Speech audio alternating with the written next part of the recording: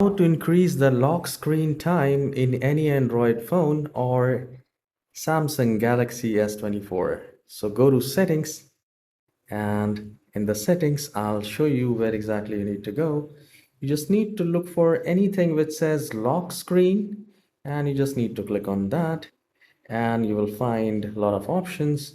So we need to look for screen lock and biometrics. We need to click on that, and then we will enter the biometrics. My bad, just I'll go back, screen lock settings, and here I'll type and secure lock settings.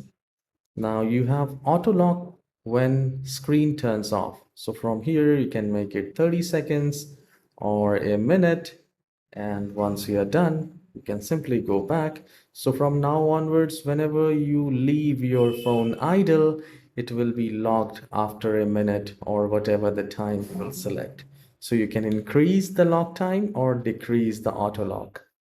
Please subscribe for more tutorials like this. Have a wonderful day.